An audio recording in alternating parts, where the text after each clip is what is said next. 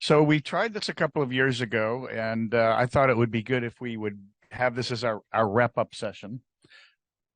And these are some of the issues that we're going to discuss today. And basically, the reason this wasn't in the agenda is that we wanted to customize it to some of the topics that we've discussing over the last 2 days. So here's what we're going to talk about.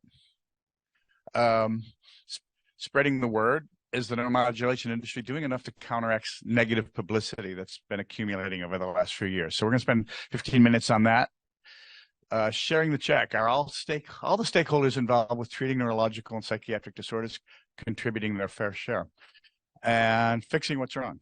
Are neurotech firms devoting enough effort to solving technical problems with their products and financial problems with their business models? So those are three themes that I think we've been seeing a little bit.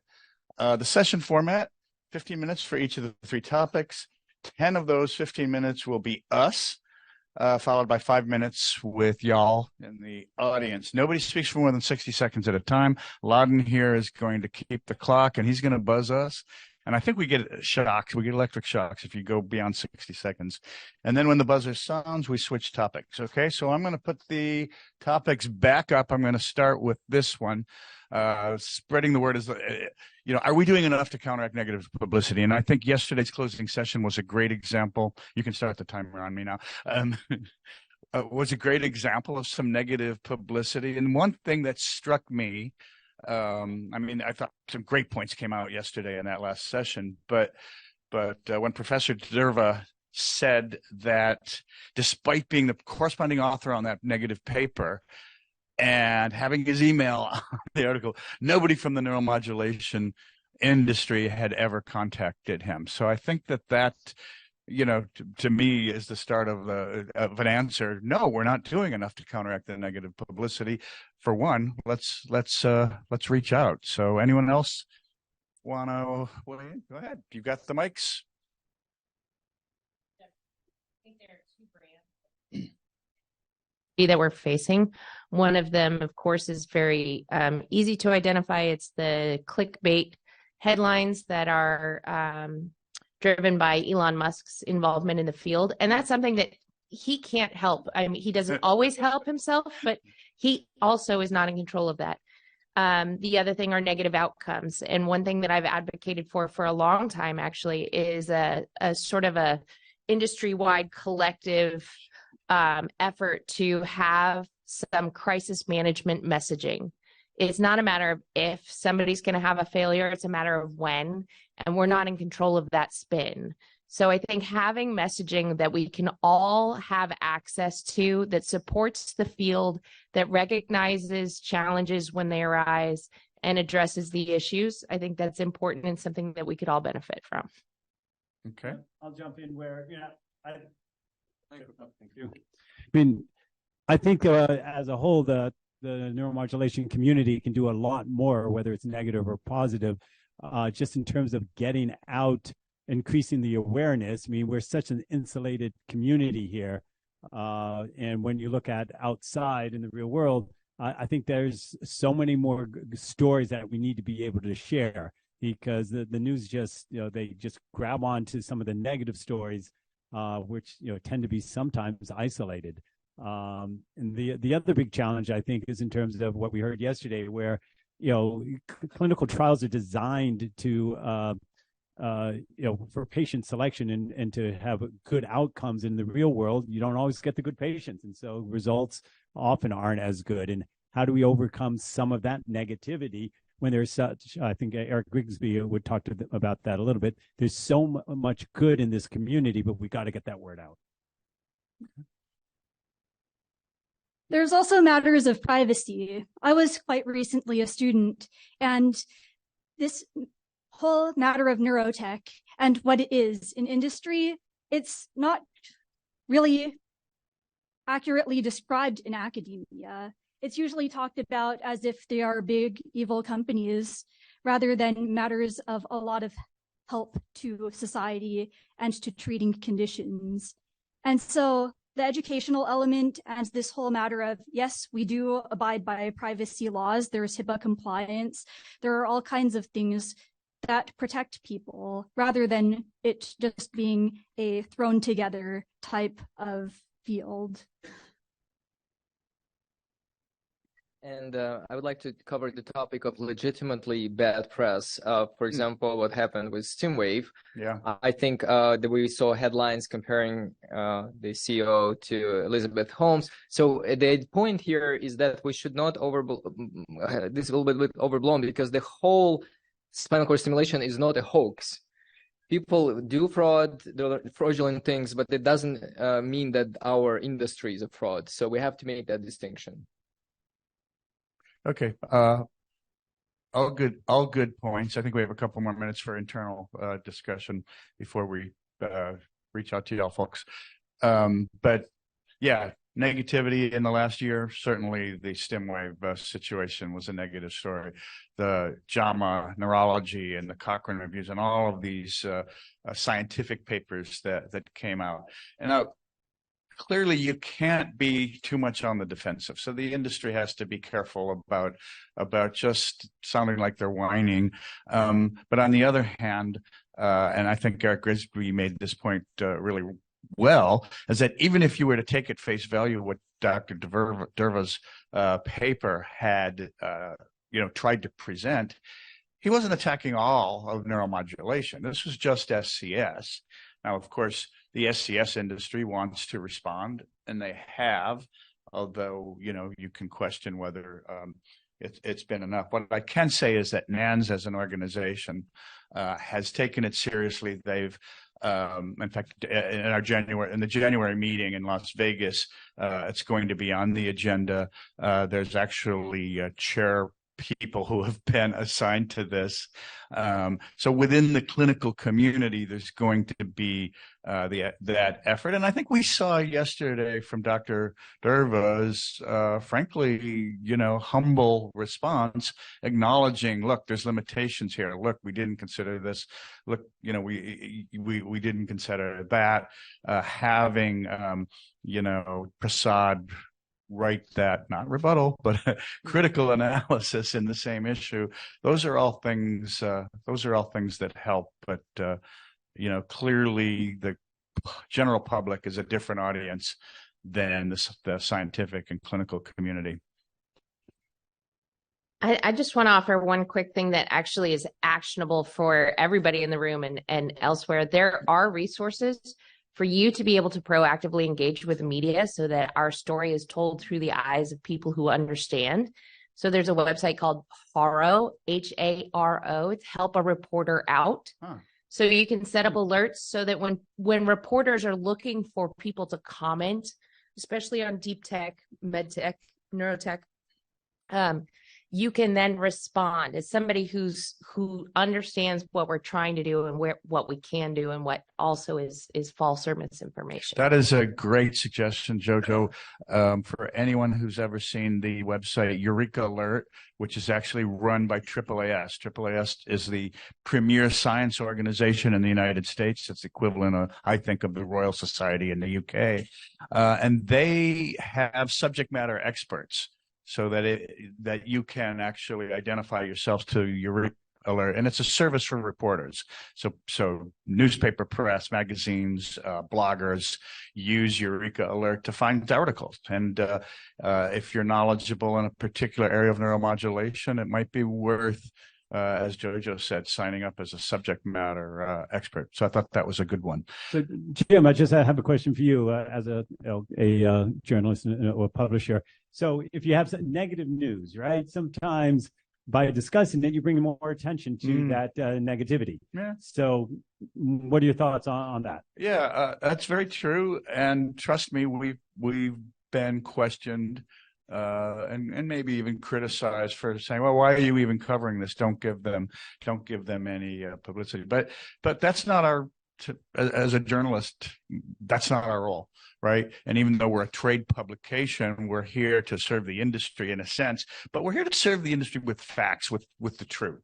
We're not here to cover things up. That's not our job. We're not here to be a shill for Boston Scientific and Medtronic and for Abbott and the others. You know, sure, they've done great things for the industry, but we're gonna call them out when they're doing stupid things or when they're doing dangerous things or unsafe things. And it doesn't happen very often, but when it does, our role as a publication in the industry is to call light to it. If for no other reason is to educate everyone else as to what we could be doing, what we should be doing to make it right. Because in the end, we have to believe our own story. We have to believe our own hype. And you're not going to, you have to make that come true. You can't just try and pull the wool over people's eyes. I think it's time. A quick comment. Oh, yeah, so, as someone who wrote an article about 10 failed companies, I actually got feedback from some of them saying that in a way it kind of helped make their legacy a little bit positive by helping other startups not to repeat their mistakes. Excellent point. Excellent point, Victor. And one other thing I'll say is, and not to, sound like I'm hawking Neurotech Business Report, but if you've read our publication over the years, or if you subscribe as a corporate or premium subscriber and you want to go back 23 years and see how things have changed, you're going to find a discussion not just of the successful companies, but you're going to find discussion of companies that have failed and why they failed.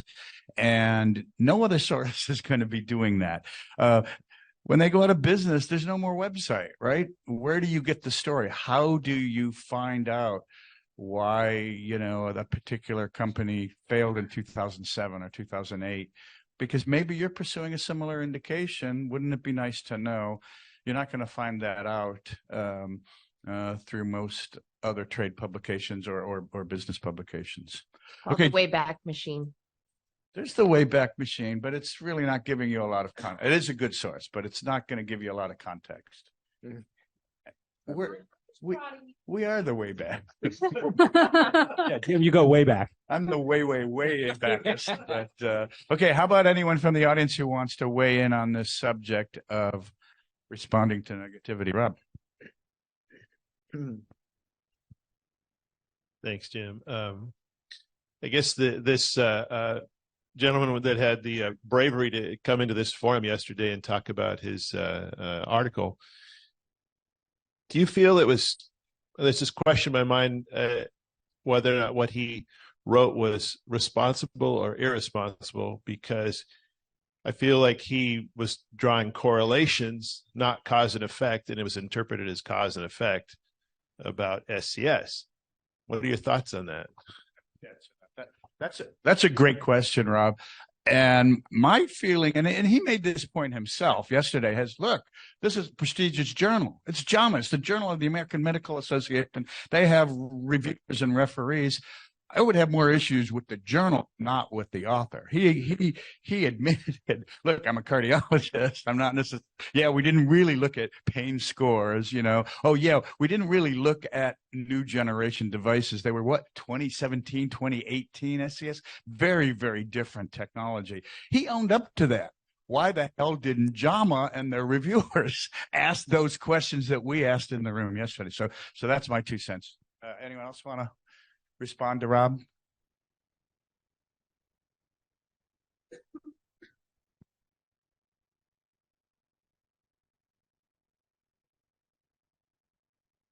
Yeah, I have a question. I'm Dave Single from Painvox. I presented yesterday about, you can have a visual diagnostic like MRI for tumors, but you can have that for pain generators, and you can see them on screen. Go to painvox.com and you'll see it. This is now being funded by NIH, where it's paired with neurostimulation therapy to get to sort of digital endpoints. And we've seen in the computer industry and other industries that when you get a digital feedback loop going, you can really make faster progress and get away from arguments. I feel it's just a useless argument. Yes, there are mistakes that happen in I shouldn't say mistakes. SCS needs to have a better foundation based on like grounded biomarkers. And to what extent can we accelerate the industry moving to that? And to what extent can the contract manufacturers say, to the extent that they're investing in the companies that are providing devices and treatments, to what extent can the more forward-looking ones of them say, we want to pair up with biomarker and biomarker metrics to make our solutions even better? What was that website again? Painvax.com, right. Thank you. Yes.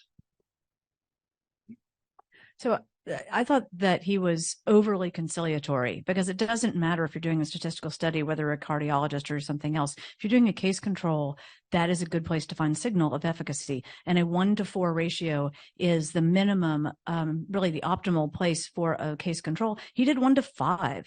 And opioid use is the accepted proxy for pain now. When you have people who are getting on opioids for pain, that's the proxy. And that was one of the most beautifully balanced p-values in terms of looking at the similarity of those two groups. They were extraordinarily close, and looking at everything that favored one of the arms favored the not getting a stimulator. So I think that asking for whether there were pain outcomes, I mean, I think opioid milligram morphine equivalents, and especially MMEs over 50, is a really good proxy. So it was a very well done statistically. It doesn't matter what your field is. If I could just retort to that, Amy, it's all right, fine, that's all well and good, but one of the points that Prasad made in his critical analysis, which we probably didn't give enough coverage to, we did in the article we ran a year ago in Neurotech Business Report, is the circular logic that's involved here. In fact, he actually used that term in the rebuttal, I mean the critical analysis that he did. Opioid use, yes, that's an indicator, but we've known for some time that neuromodulation is not going to work as long as that patient is using opioids. You have to wean the patient up. And that's one way to make sure your clinical trials are going to have better results. It's another way that you're going to, know that your long-term post-market surveillance is going to be meaningful, is the patient selection. And so you don't want to be selecting people who are using opioids. And as you well know, they're not always telling you the truth about whether they're using or not. So this is a confounding variable. And again, as far as I'm concerned, circular logic, which is the point that Prasad made. Okay, I think it's time to switch to the next topic. Loudon, how are we on time? I think it's all right. The second topic of discussion: sharing the check. Are all the stakeholders involved with treating neurological and psychiatric disorders contributing their fair share? And let me give a little bit background as to why I'm posing this as a question. Yes, we all know, it came out multiple times during the last 2 days, that one of the biggest issues facing our industry is reimbursement. And companies fail for lack of reimbursement. And whether it's justified or whether it's not justified, whether they have a good argument or whether they don't, it's a threat to our industry. And so many of us are dependent on CMS, and we can all sit here and give our complaints, justified probably, about the slowness with which it takes, the valley of death and all that. But the plain fact is that they just don't have enough money to fund every new technology that comes out, even with good data. And so, in a sense, we can understand why they put up a lot of these barriers. Now, we'd like them to use better logic, but it's not an infinite pool of money. And so, clearly, there's got to be a better way where companies aren't just dependent on the whims of CMS in order to see, do they live or die? And there are alternate, yes, we've talked about VA as a source of funding, there are private insurers, there's self-pay, there's things like this. But this is what This is why I'm raising this question. Do we believe our own hype? Almost every startup I've seen with a pitch deck, whether it's here or some other conference, will start with talking about the unmet clinical need and talking about the cost to society of this disorder, whether it's stroke or whether it's Alzheimer's disease or whether it's opioid addiction or whether it's chronic pain. There's a cost. Those costs could be $400 billion or it could be $1.2 trillion. And do we believe our own hype that our product, that our technology is going to save that $400 billion? And if so, who's going to see the money? I would like to see the industry, and not just startups, but more established companies, make that case and say, oh, here's who's going to benefit, and here's how much. The beneficiaries of this technology are going to be hospitals, maybe, or ASCs, or maybe it's going to be the payers, or maybe it's going to be the doctors themselves, or maybe it's going to be corporations because they're going to be spending less money on healthcare for their employees. Somebody's going to be benefiting. If we believe our own hype, right? Somebody's going to be benefiting.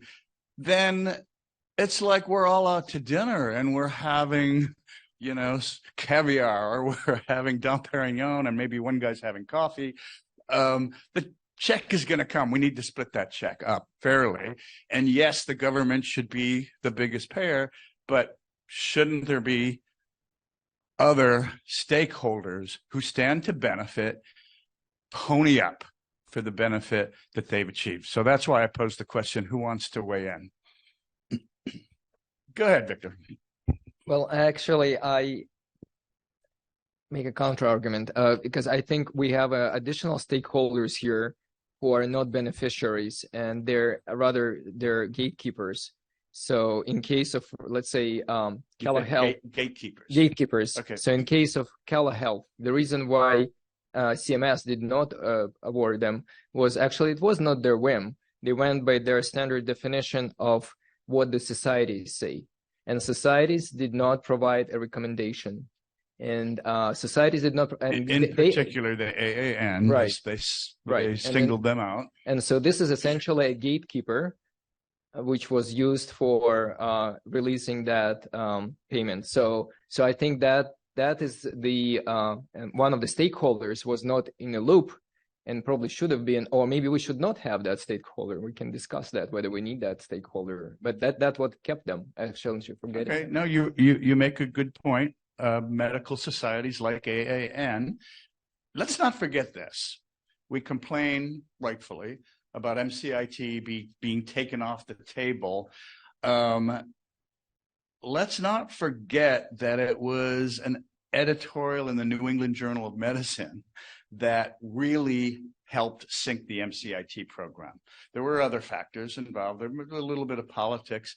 The fact that that proposal didn't necessarily, it wasn't tailored to the Medicare community, which is what CMS is concerned about. But I think the big dagger in the heart for MCIT came from the medical community themselves, who said, we don't think we should be spending all this money on that. Let's not forget that. Anyone else want to comment? I'm just remembering, I think it was Daniel earlier today talking about, and you referenced this, Jim, in terms of we're so reimbursement driven, not evidence-based driven. And that was a great quote. That's going to show up next year. I wrote that one down. Yeah. And I just think that the whole system in the United States is broken because we are so driven. When VCs are talking about investments, they're looking for a high ROI. They're not so interested in. Look what happens about orphan conditions, right? It takes organizations like Humanity MedTech that is not profit driven and is willing to take care of some of these smaller populations. But the other stakeholders that are so driven, and I'm a capitalist, absolutely, but there is a cost to that when it comes to healthcare in the United States. Anyone else? We still cost less than drug development. Absolutely. Of 10 at least. Absolutely true. And when you say we, you're talking about the neuromodulation industry. And I think, Marco helped make that point. There's too many commas. A rounding error. Yeah, the rounding error that Susan talks about. Yeah.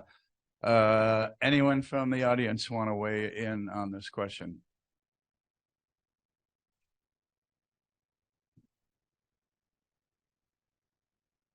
Go ahead, Sid. I think nice placement. Zimba.health, guys, please visit. Anyways, so particularly, and I'm actually going to spread a little bit into the first question too here. In my presentation, I talked a little bit about how reimbursement in the non-invasive stimulatory wearable space is very hard. That's why we are a consumer product. Frankly, that's why we're starting there. We move in that direction if we can, but that's going to be something we determine as we go. One of the things I'm very curious about is where do you think, what do you guys think needs to change about how the industry is currently formed and how we currently do things in order to see reimbursement become more common for devices and therapeutics that show a lot of potential? Or alternatively, should those devices and therapeutics not be pursuing reimbursement in the first place? Well, I think you have the right to recoup your costs of development if your product is viable and performing as you claim it does. I think there's a good reason that there's a difference between direct to consumer and the medical applications, and that's scientific validation. And I don't think we should sacrifice that for any reason. And I'm not suggesting that that's your suggestion. What I think would be beneficial in the short term, especially, is having a carve out that's somewhere in between a TENS device and an implanted device. If we can get some codes that can expand that so that there's a reason for wearables to pursue FDA clearance and approval, and to get reimbursement at non-TENS prices, but also not having to do studies that are, class 3 level, there needs to be some expansion of that that part of our definition of devices, in my opinion. Go ahead, Serena. So then in that case, would you think that it would be a third category that is not exactly health or medical, it's not exactly wellness, but what would that gray area be called? And how do we discuss that with the current medical system as it is? I don't know, but I'll bet you'll be the one who comes up with the word for it. It's a cool name. Perhaps the gray space, just like the nervous system. If I can add some color to what I was mentioning before about spreading the cost, right? So that there was a great discussion at the AdvaMed meeting, the MedTech meeting in Orange County a couple of weeks ago, and we actually covered it on, again, not to plug Neurotech Business Report, but you all have a copy of this issue in the attendee handouts. In my commentary in the issue, I put out an idea. It's one you've probably heard if you've been here in the past, but one that I've kicked around a bit, which is how can we spread the risk instead of just going to the government and saying, hey, fund all this, fund this, fund that, fund this, fund that. Involve some other organizations, and specifically I'm thinking of private insurers, private healthcare insurance companies have something to gain. Just like we have clinical trials for new medical technologies, why can't we have a financial trial where an insurer, a private insurer, will say, let us test on our ratepayers or a subset of our ratepayers. Maybe it's left-handed people over the age of 30, or maybe it's yes, there's one, or maybe it's retirees, and let them do a financial test to see whether, in fact, it saves them money. And if it does, and if they can prove it, now they can go to CMS and say, look, we just demonstrated that this new therapy, which has already been safe and shown to be safe and effective, you guys should consider it to be necessary because it's going to save money. It's going to be cost effective. And if CMS indeed proves that it is, then the private insurer that took the risk gets a spiff. They get some kind of payback. Maybe it's 5%, maybe it's 10% of the money that the government saves, the taxpayer saves by implementing this. So we're spreading the risk instead of putting it all out on CMS to say, feed us. You know, maybe there's a role for private insurers to play where they can, instead of always just following CMS's lead, that they can be proactive and looking for new therapies that are not only good for the patient, but good for the taxpayer as well. So I just want to throw that idea about, and you can read about it in the October issue of Neurotech Business Report. Anyone else? Time, I know. Yeah, I know. If I can put a spin on this, I think another way payers can fund this would be, since we have a bell-shaped curve of people who pay them, have these kind of concerned citizens who would love to test early better access. Yes. They would pay more and get advanced plans for like breakthrough designation devices. Brilliant. Yeah. I mean, I would have thought of that, but you just did. Good. Go ahead. I like the concept, but I can tell you for what I pay for insurance every month, there is not, and I consider myself an early adopter on a lot of things. There's not a lot of room left over for me to give more money to insurance companies. Nobody's telling you to pay a higher premium. Nobody's telling you to pay a higher premium. No, that's what I was suggesting. That's what I just heard. I'm like, whoa, okay, the crack is really kicking in. Okay. So, well, under what I was talking about, right? Okay. Because the insurer is going to make the money in the long run. Maybe it's 5 years, maybe it's 10 years. Right now, insurance companies private insurers, they don't have any incentive to look for a therapy that's got anything beyond a 2-year horizon. Amy, one of your slides, I don't know if you actually showed it, but I was looking through it, comparing the cost of various interventions for pain, and, it's several $100s for this or several $1,000, and opioids, $2. Okay. That's what insurance companies see. And do they factor in the cost to society of what those opioids cost? Those $2 opioids are not $2 opioids, just like the 50-cent can of soda that doesn't include the cost of disposing of that can, doesn't really give you the true economic value. So right now, stuck here. Loudon, what'd you do to me?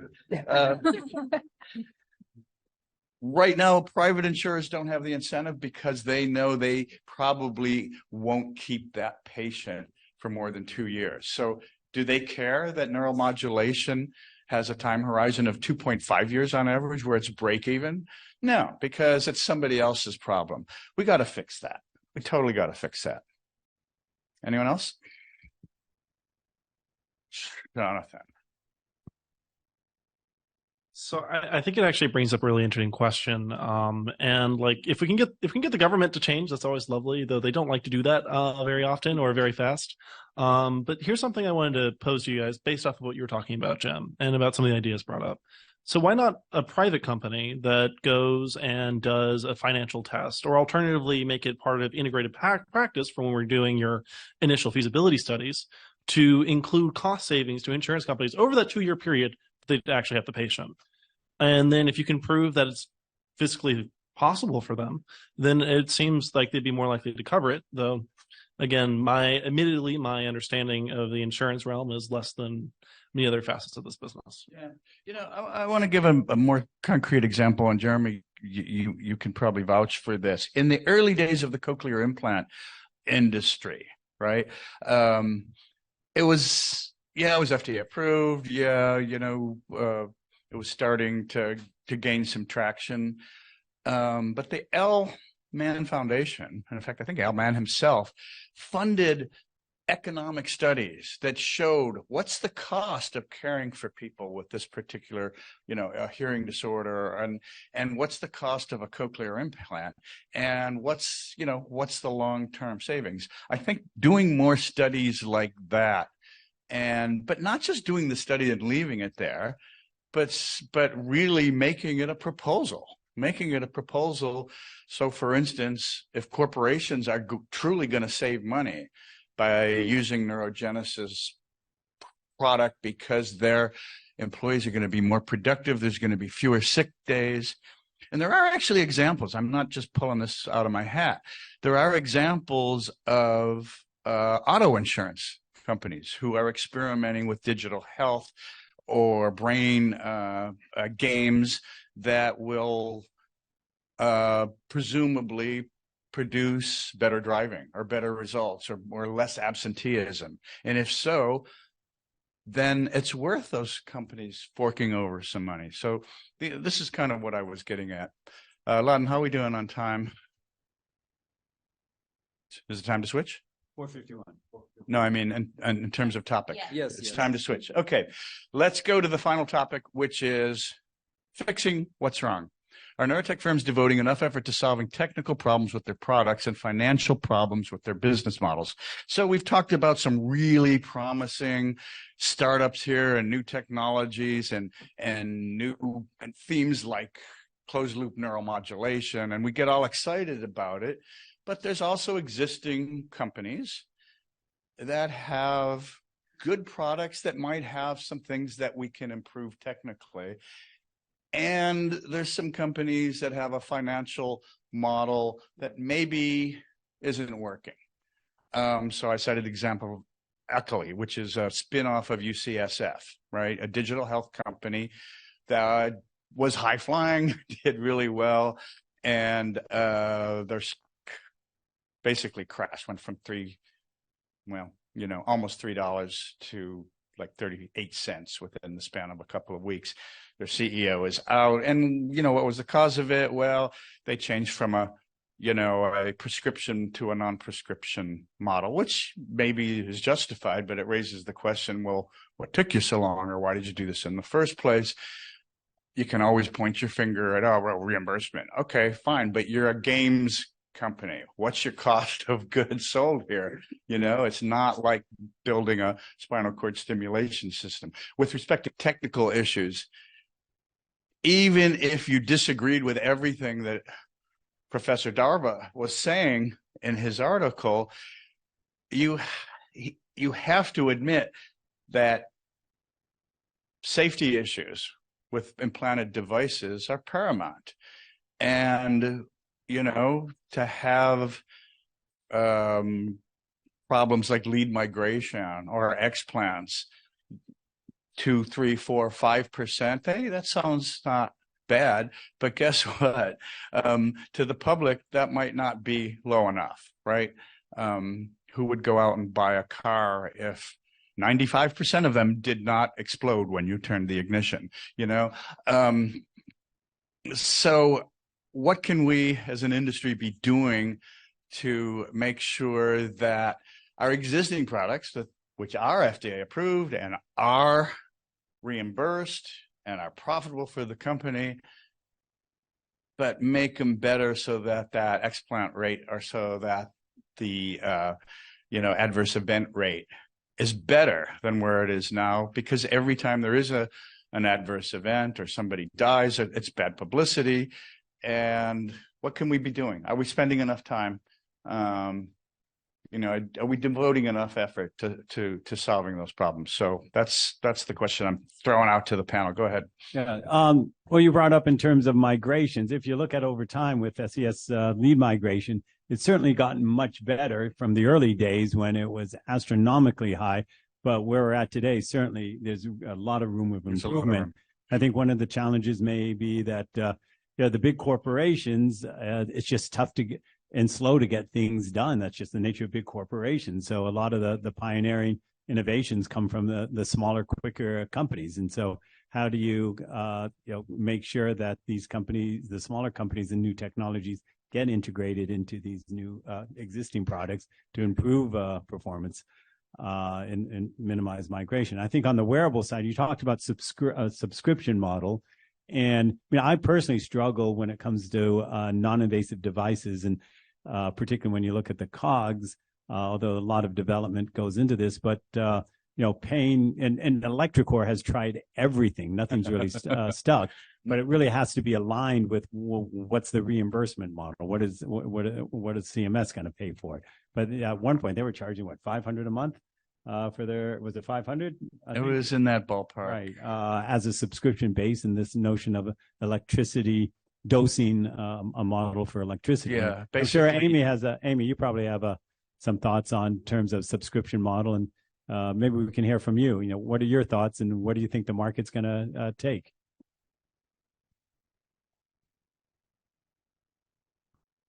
What I really think is that the biggest issue is from 1882 when the CMS guidelines were written, and they are geared toward illness and bodily disfigurement. And so what this means is that orthopedics is getting all of the best salespeople. It's getting all of the big money because it's very specific that CMS covers that.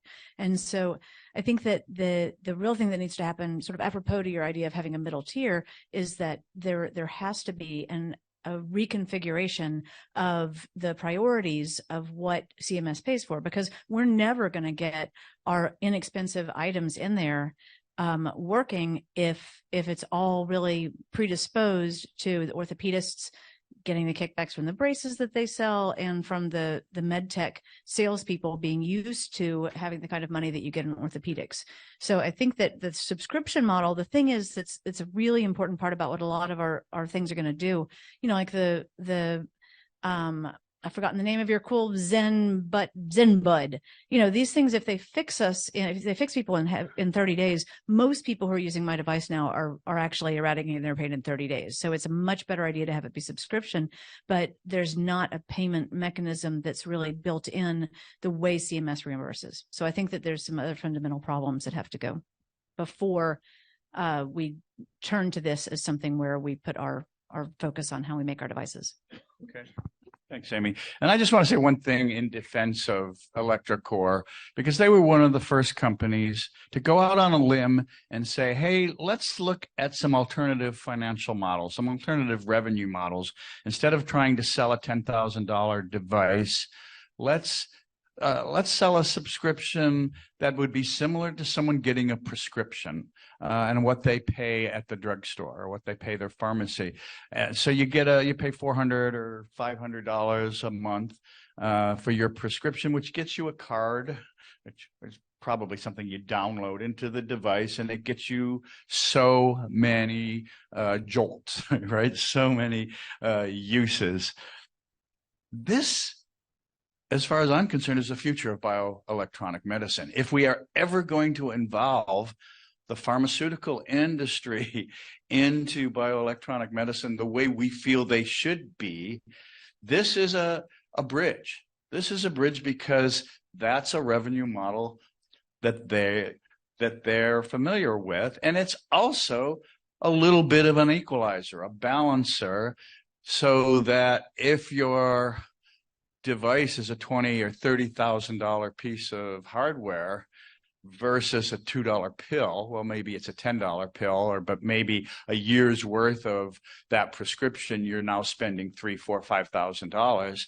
Okay, now here's an alternative means of putting it out there to the patients, to the clinicians, and to the payers to say, hey, let's compare apples to apples here.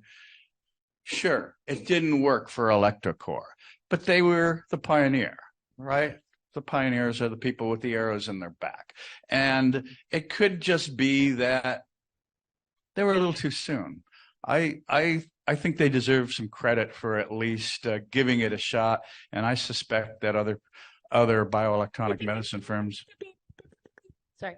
That's Loden's job. So, no, absolutely. I give them a lot of credit because they are a pioneer in non-invasive neuromodulation. I just don't know in terms of acceptance from the insurance companies, acceptance from the consumers. Are they willing to have something that you can wear and think that, oh, I should be paying $50 to $500 a month for the use of this device? So go ahead, Sharon. I work in the field of neuromodulation in psychiatry, and in that there are numerous unknowns about things like what kinds of stimulation parameters are going to produce what kinds of results over what kinds of timescales. So then in the field of TMS, for instance, a lot of the things they're followed up on a month or 3 months after the treatment, and then it's found that, yes, it has continued to help the people.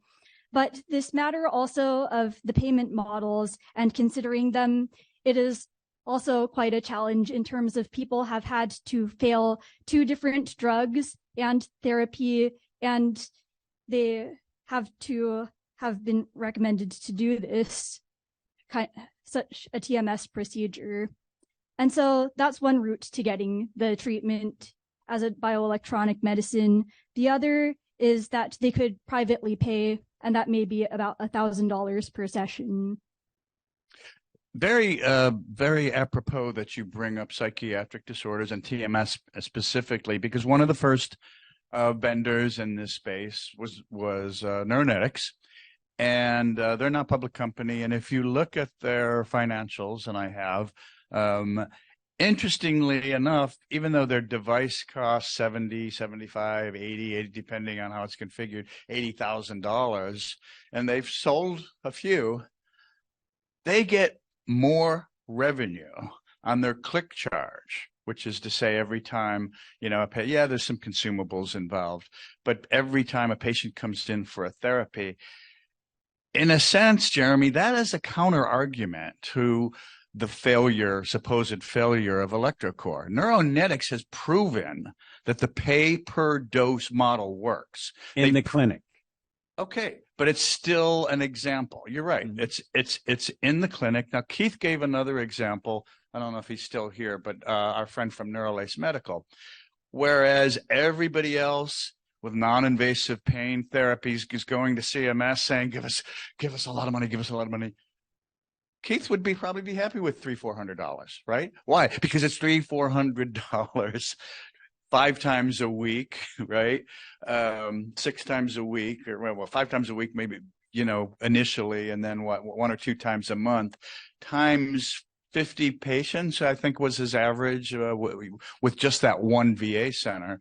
He's making potentially a strong argument to a clinic or even a doctor's office to say, as Neurotech did, right? Neurotech wasn't just selling to hospitals. They were selling to private practices. They were selling to psychiatrist offices, and they had a economic argument that could prove that, you'll spend this money, finance it, and you'll be break even.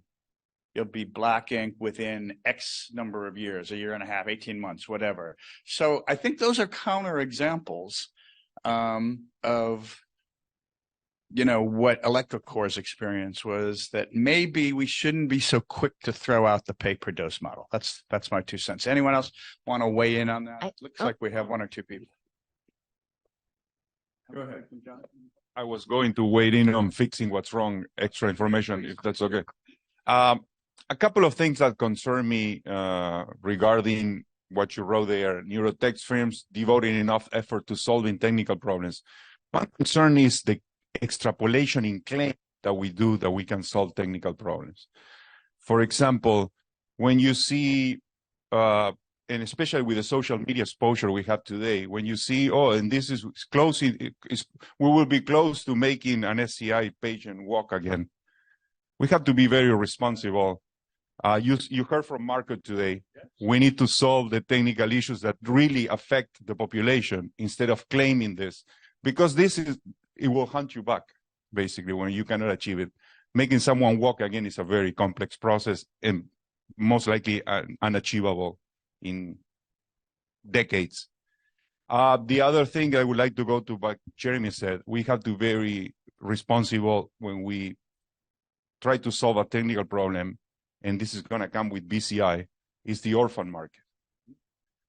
Many firms are going to try to go after BCI, with Elon Musk leading the pack and coming from consumer electronics.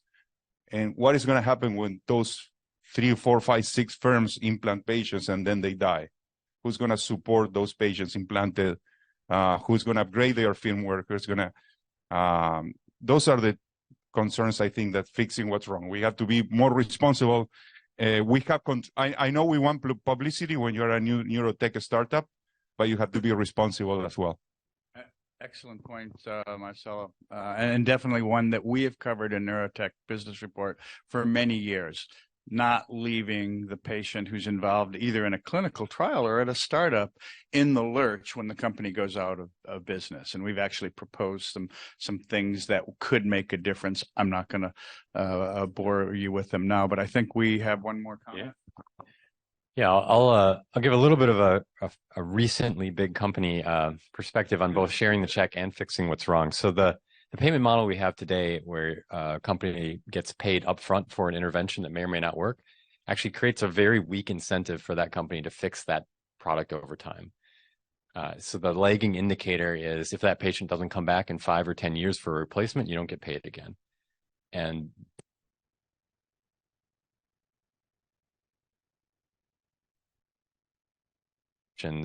is worth doing. I think there are alternative models to that. You know, our Medtronic's prior CEO, Omar, had us thinking a lot about value-based medicine. Yes.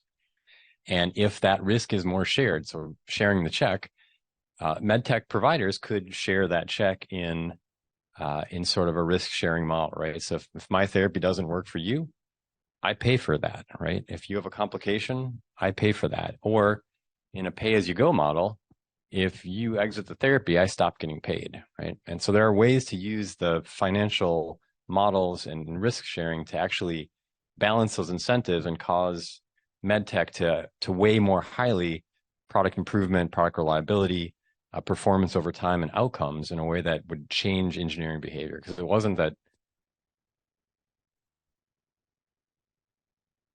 not to, because we're prioritizing other things.